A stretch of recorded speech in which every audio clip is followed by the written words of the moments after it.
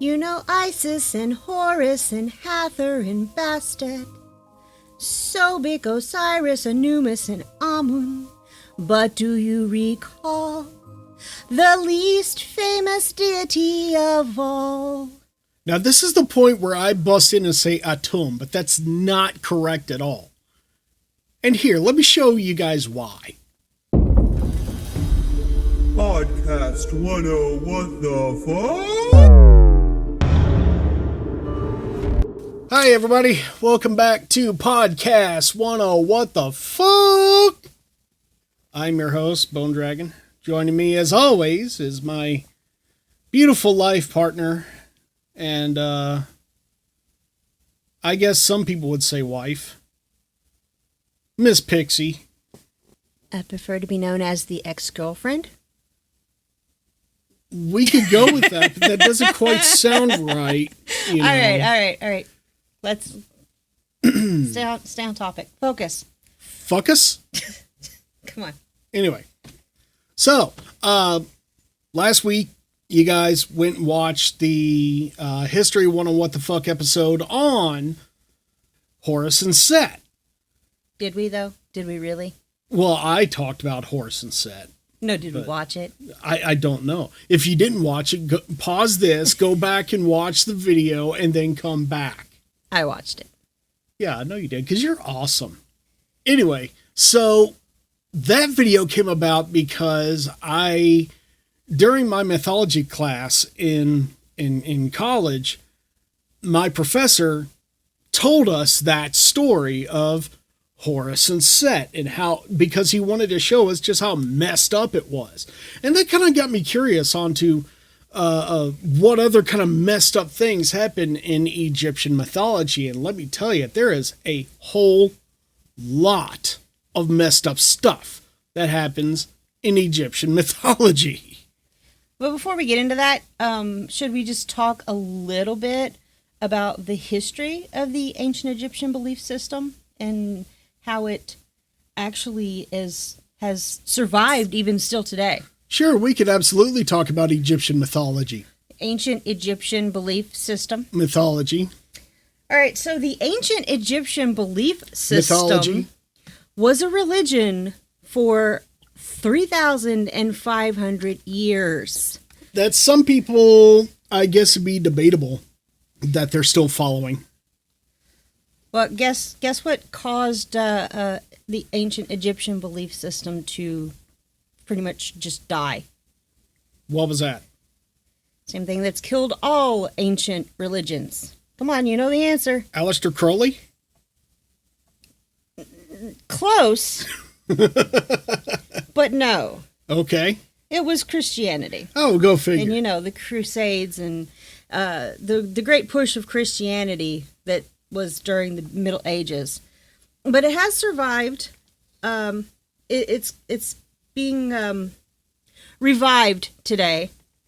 And it's a religion known as Kemetism.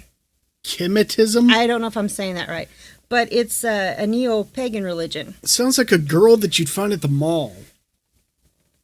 Anyway, they're not using all of the ancient Egyptian belief system, but they've brought back a lot of it. It also pops its head up in Wicca. Does it? It does. The different sects of Wicca, SECTS. Yes. Not sex, SEX. Yes. Because, we get, okay. There's sex magic too, and that should be a whole nother podcast. But they're called traditions. Those are called traditions, not sects, like they have the different sects of Christianity. In Wicca, it's called traditions. Okay. One Wicca tradition uses Egyptian deities. I think it was Isis and Ra were the main deities used in Wicca. But the Wicca traditions, you've got Gardnerian is the most popular, and Dianastic, but so this is a belief system that has survived up until today. Like, it's still being practiced in one form or another. But, just like any other religion or belief system, whatever you want to refer to it as, it's got its cringy parts. I mean, you can even find cringy parts in all the major religions that are still practiced today. Yeah, I mean, every major religion has those stories where you're just like, are you serious? Yeah. But like, what I've noticed is that throughout history, those stories kind of get homogenized and cleaned up. Like when it comes to Egyptian, the creation myth, when it comes to Egyptian mythology, or Egyptian belief system, that is a great example of when a mythological story is cleaned up for modern audiences, because the original tale pretty much goes where, in the beginning, the entire world was nothing but this torrential ocean, and maybe there might have been like, there's one little primordial hill that was called Benben. And Atum, or as he's now known, Ra, came busting up out of this ocean because he willed himself into being and then landed onto Benben. So they believed, not to interrupt you, but they believed in a similar form of the Big Bang Theory. Pretty much. Interesting. Continue. So anyway, I'll call him Ra, but his original name at the time was Atum. Ra got lonely on his little island of Benben and decided that he wanted other people or other gods there with him, so he jerked off and spooged out his children. That was the original story. That was the story of how Shu and Tefnut were born, was that he literally masturbated them out. And there they were. But, I mean, that's not that far-fetched. I mean, if he can, like, spontaneously just become, why would he necessarily need a female to procreate? Well, right, that's the idea. But the thing is that what a lot of people have done over time is they've changed it to where he sneezed them out, or he coughed them out, or something like that, to make it more palatable. Right. Palatable. Coming after a spooge joke. All right, continue. Anyway, basically, people just cleaned up the story to make it so that people who are sexually repressed would not be offended by that story. Christians. Sorry. Had a little something stuck in my throat there. Maybe some godly children. Oh, I'm making the jokes this time. Continue.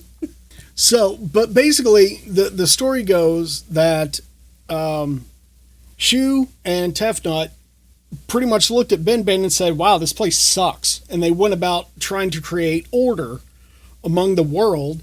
So that's how the world was created.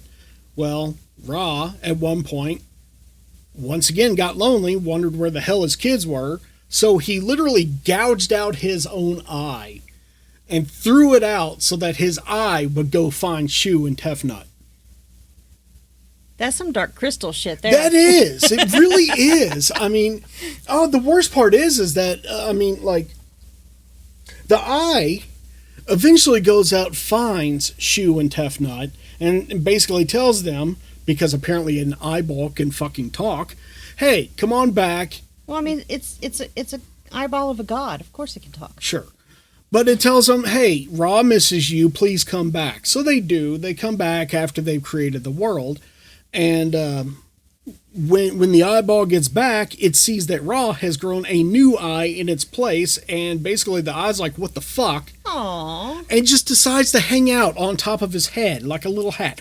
Here's the thing. Egyptians have this weird thing with hats. I don't get it. They do love their hats. They do. Especially, once again, if you watch the video. Ancient Egyptians would love the derby, the Kentucky Derby. I guess so, man. There's just this thing about hats. I don't get it. Ooh, or the Vegas stage shows with the big headdresses. Yeah. Oh, geez. Don't get me started. So basically, anyway, when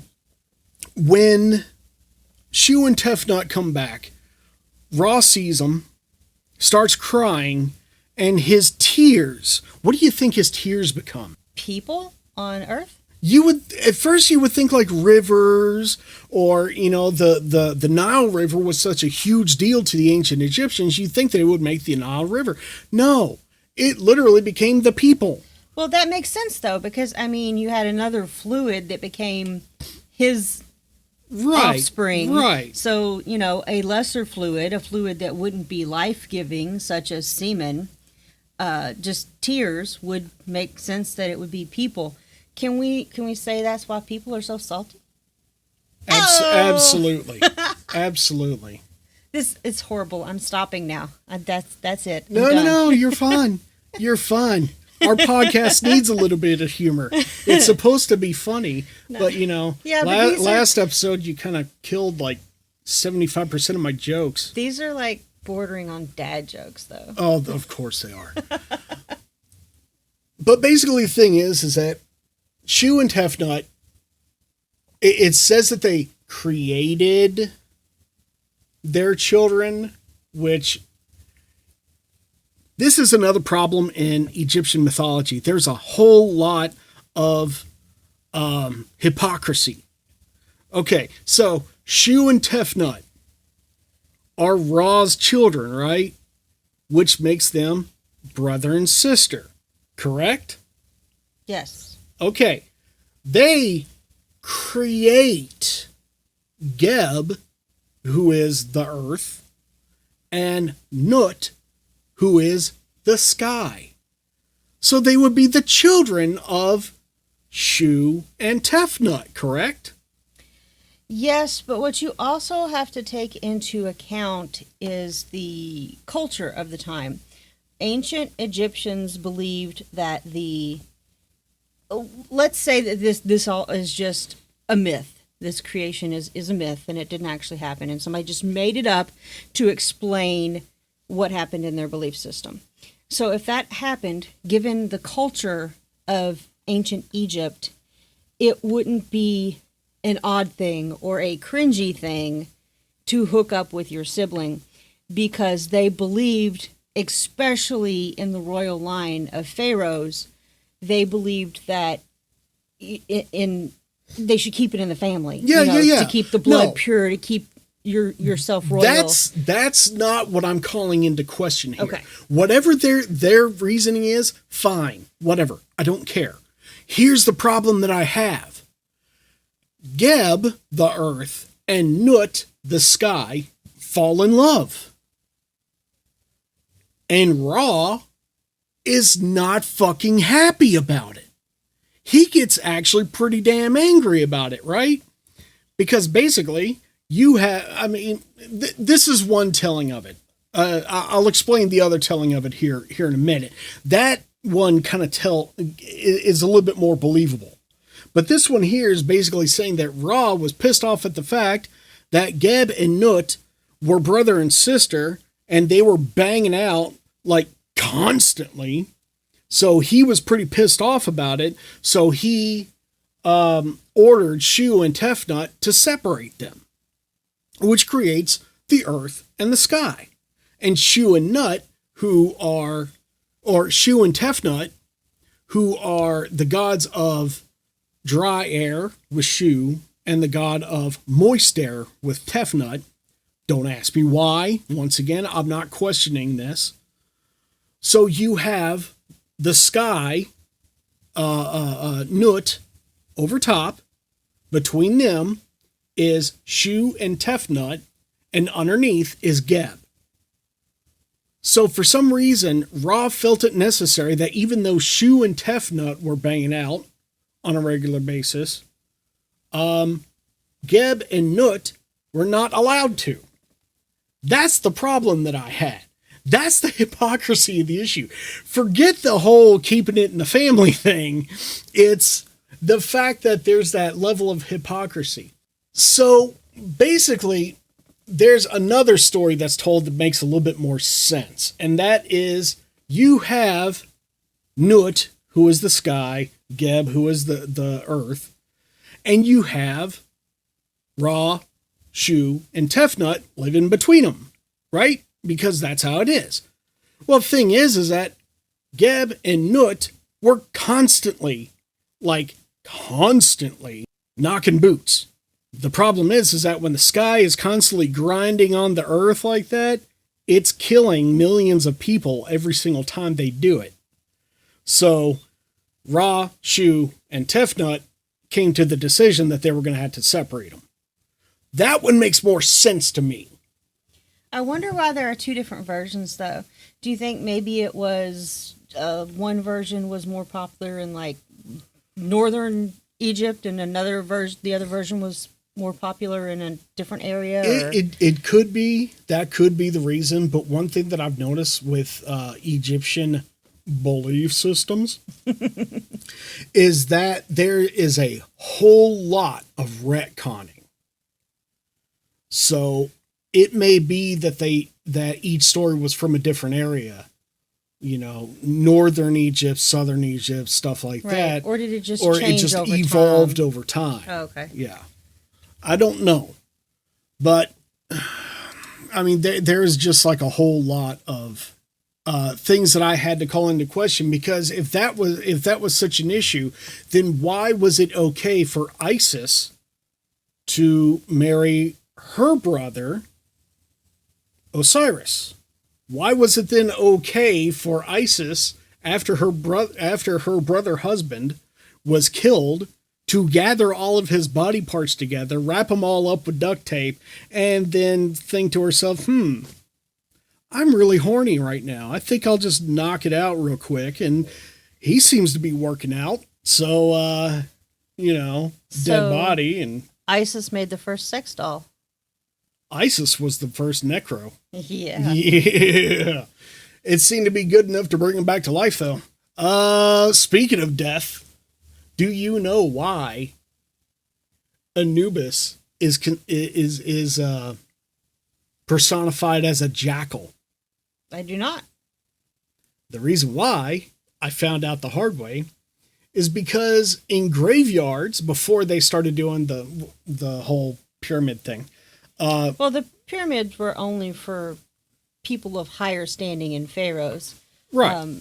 The commoners would have been buried in pits. Well, right. But the thing is the reason why they started doing the pyramids for the upper class people is because of this situation. They found out that jackals were notorious for digging up graves.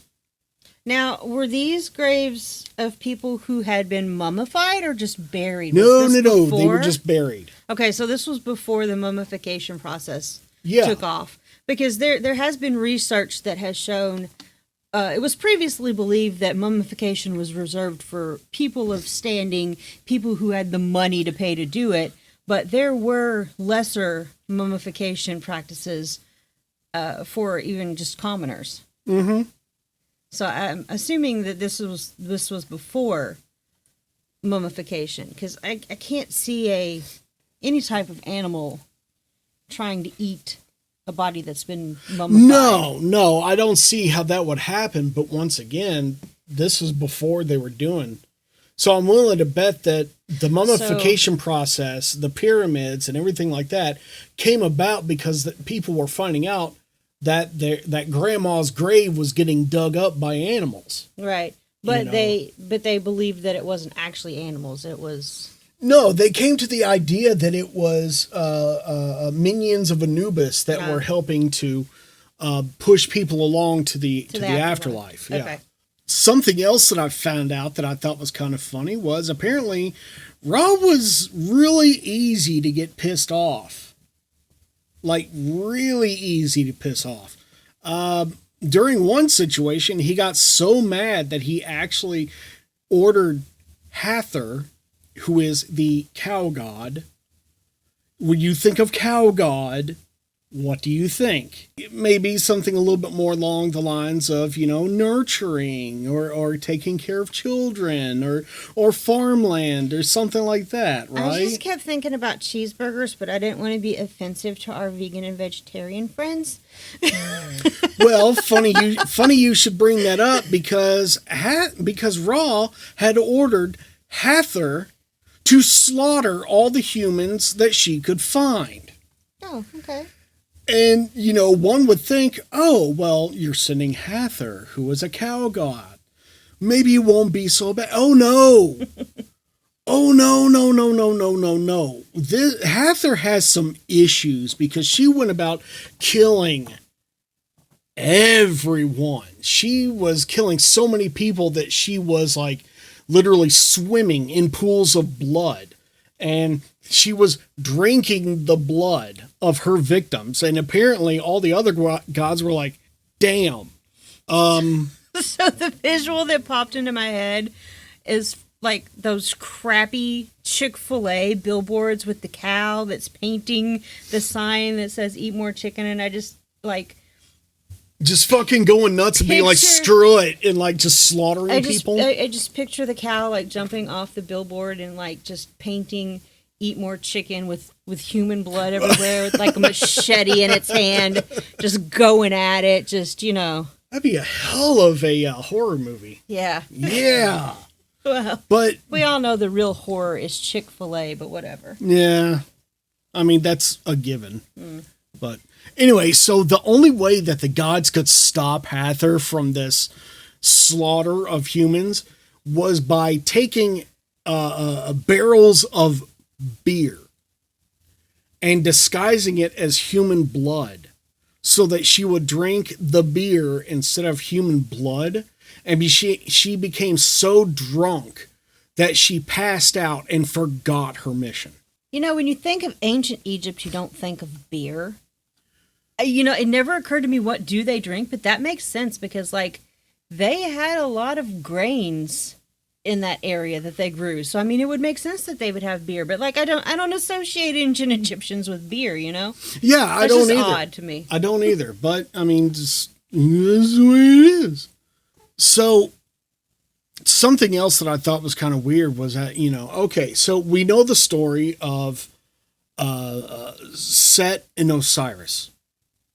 Set killed Osiris because he was jealous of the fact that Osiris was current pharaoh. So he killed him, cut him up, sent him across, you know, the various parts of Egypt. It's just, one of the things that kind of made me wonder was the fact that how he went about doing it, which was just weird, like very, very weird. They were throwing a party, and Set challenged Osiris to hop into a coffin, and if it fit, he would give this coffin to Osiris as a gift. Okay, so. Hey, bet you can't fit in that pit that I just dug full of snakes. Here's what I'm wondering. You don't have a sibling. No, I do not. But if you did have a if you did have a sibling, what would you do if your sibling came up to you and said, "Hey, sis, see that coffin there? That's a pretty nice looking little coffin. I bet you if you jump in and see if it'll fit, I tell you what, if that coffin fits you, I will give it to you." What would you say? I would probably push them into the coffin, laugh, and run away. That's just me, though. Either way, you would have some serious questions. Yeah. About why the hell your sibling would be like, "Hey, I bought you this coffin. What the fuck? Yeah. Why would you buy this for me? That doesn't make sense." Okay, fine. So basically what happens is Osiris, I guess either being drunk or being too stupid, jumps into the coffin and lays down. And as soon as he does, Set seals him up inside the coffin and tosses it into the Nile River. And then he when Osiris was sufficiently drowned, he let the alligators like tear him apart. And the alligators were what carried Osiris's parts to the various sides of Egypt. Okay, so did the alligators carry his parts like intact, whole in their mouths, or did the alligators eat him and they just pooped him out in various parts of Egypt? Well, knowing alligators, I could say that it could be one or the other. I'm willing to bet that it's probably both. A little bit of both. A little bit of both.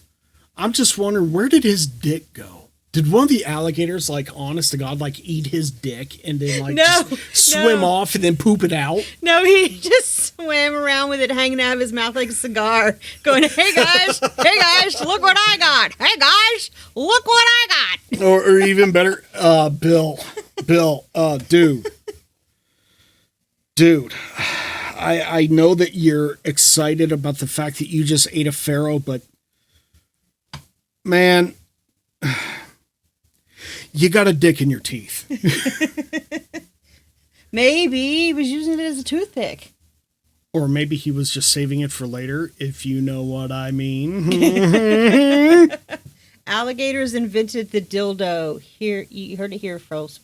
There you go. Well, the funny thing is that Egyptians actually created the condom.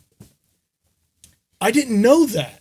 Actually, they also had dildos. They like a lot of those things. Phallic statues that have been found they've done more research and have figured out what those little phallic statues were used for. Yeah, and the thing is that what I've noticed this is why I always call into question whenever people bring up the sanitized versions of these stories. Yeah. You know, I'm always like, dude, it's not a dirty thing. The Egyptians just looked at sexuality as just another aspect of life. Well, see, and that's the thing. I mean, we live in such a sexually repressed time period, and we have been ever since, like, you know, the end of the Middle Ages. Yeah. Yeah, and see, that's what gets me is like Egypt, they were just very free about it. Just like I mentioned on most cultures in of that video. period were. Yeah, but except like, for, you know, Judaism. When I mentioned it in the history video, Egyptians didn't see man-on-man sex as anything more than a political ploy. You know, and man-on-man sex, honestly, if you were in love with each other, they didn't care. Well, the early Christians didn't either. That whole passage was mistranslated in the Bible. Yeah, exactly. If you read it in the original text, if you even read it in Hebrew, you can see that it was mistranslated. The word is not homosexuality, the word is pedophile. Yeah, exactly. Big difference. Yeah. Don't diddle children, yeah. Don't diddle children, people. Peter, keep your Peter out of the little boys. Once they're older, they're fair game. Once they've hit that benchmark, then you can start going after them. But for now, keep it in the pants. Yes. Okay? Wow, we fell down into a hole. Yeah. I feel dirty. History's a dirty place, man. History is a dirty, dirty place. No idea. Tell me some more dirty stuff. Okay, so basically, there was a serpent god known as Apep. There was a hippo god named Taweret, who was the wife to Apep. She was actually a demon. She could have been depicted as a crocodile or a hippo or whatever else. But basically the idea was that Taweret was a patron god of pregnant women. Mainly because if pregnant women did not give praise to Taweret, then Taweret would kill their children and eat them. So to keep her from doing that, basically, you would give praise and sacrifices to Taweret. Okay, so she was a goddess. She was a demon. She was a piece of shit. A hippo. And she ate children. Kind of makes you... I hear this story, and the first thing that pops into my head. See, when I was in the Army, we had a term for this kind of person called a dependopotamus. Oh. Those who don't know, a dependa is someone who marries a member of the military so that they could get health insurance, all the perks that come with being the wife of a military person, and honestly couldn't give a shit less about that military person at all.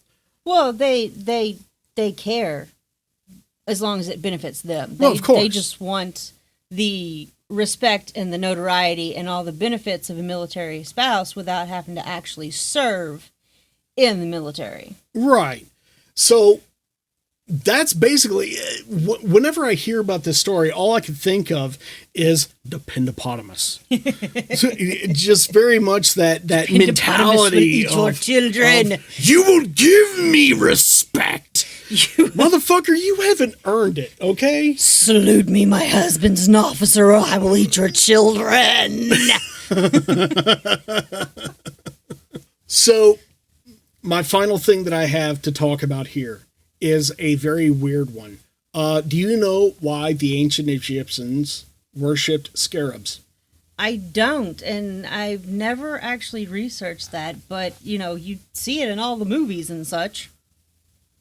Okay, so here's a rundown of why. The ancient Egyptians would be walking along, and all of a sudden they look down and they see a scarab in a pile of shit, rolling up a ball of shit to take back to their little area, wherever the fuck they go. Oh, like dung beetles. Right, Okay. and they're sitting there carrying this ball of shit back to their hole.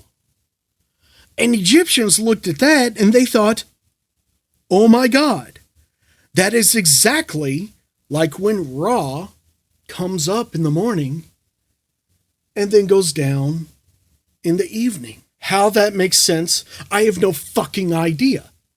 But I just thought that was like one of the funniest things that I'd ever heard. Okay, now wait a minute. In all this Egyptian art, you see beetles pictured with these balls on their heads.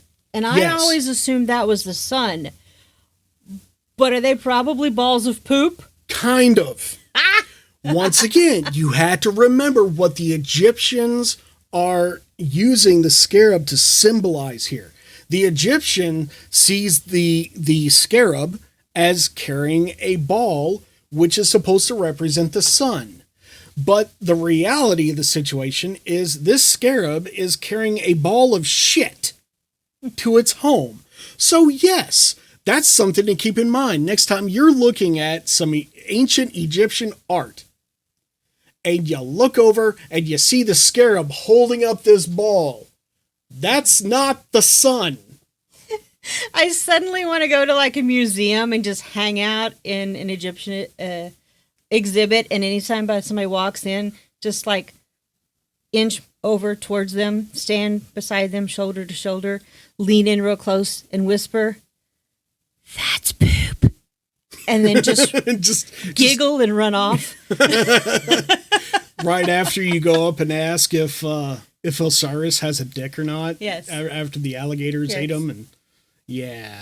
Well, I mean, wasn't that then Isis put him back together? Yeah, I mean that's So, the plus. How did Horus get she found come it across? Unless she made him a new one, which she could have.